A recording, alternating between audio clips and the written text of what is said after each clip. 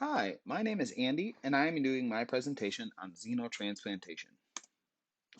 Xenotransplantation is the process of transplanting an organ from an animal to a human. While it may sound like science fiction, it could actually be the key to saving countless lives. In this presentation, I'm going to cover multiple aspects of xenotransplantation, such as the history, the current issues, and what scientists are doing to solve these issues. To best understand xenotransplantation, we need to look at why it is important. In the United States alone, there are over 112,000 people waiting for an organ transplant. Last year, there were less than 40,000 transplants performed. Because of this, 20 people die every day waiting for a new organ. The use of animal organs could save countless lives, so scientists are working hard to make this an actual possibility. The idea of xenotransplantation is actually not a new one.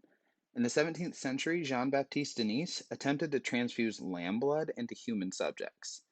In 1905, a scientist inserted parts of a rabbit's kidney into a child who was suffering from kidney failure. Kidney function started to improve, but the child passed away from pneumonia within a few weeks.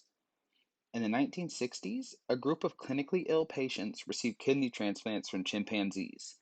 None of these patients survived, and xenotransplantation fell on the back burner until 1984, when baby Faye received a baboon heart. The heart rejected after 21 days. One of the important steps for perfecting xenotransplantation was figuring out what animal would work the best. While many people assume primates would be the best choice, scientists have actually decided that pigs are the best choice. There are many reasons why. I've included a table here that compares some of the deciding factors between pigs and baboons. One of the big factors is the availability of pigs. Not only do they produce more offspring, but their gestation period is shorter and they are more likely to breed. There are some negatives to pigs, like they're not as anatomically close as baboons, but the pros definitely outweigh the cons. Today, there's still plenty of issues with the procedure. The immune response is much more extreme than in same species transplants, which causes rejection or sometimes even death. This is caused by molecules on the pig cells that humans do not have. The immune system recognizes these cells and attacks them, causing instant rejection. High doses of immunosuppressive drugs may sometimes help, but they can also lead to serious infection. And while pigs have a lower chance of spreading infection than baboons, they still have a real possibility of spreading infection to humans. One of the ways that doctors are trying to fix the issue with rejection is by using a tolerance approach. Pig bone marrow cells are given to the recipient before the donation. These cells will turn into immune cells, and these immune cells will not attack the transplanted organ. This method has shown to greatly help with rejection, with organs lasting for at least a year.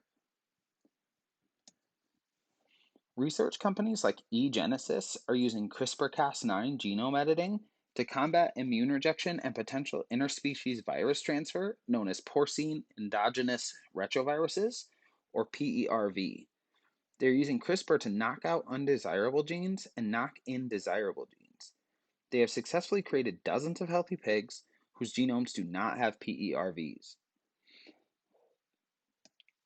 To do this, eGenesis started by using CRISPR to inactivate PERV sequences in pigs' DNA. They then transferred the modified DNA to a pig whose own nucleus has been removed in a process known as somatic cell nuclear transfer.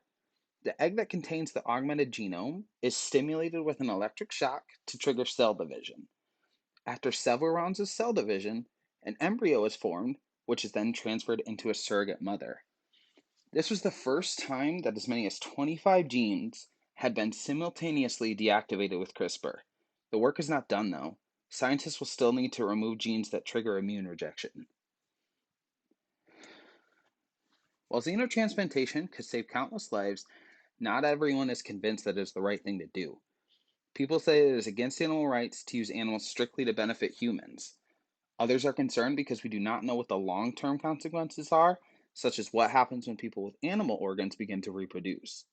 The last fear is that xenotransplantation could cause two new types of infections that would not have an immediate cure.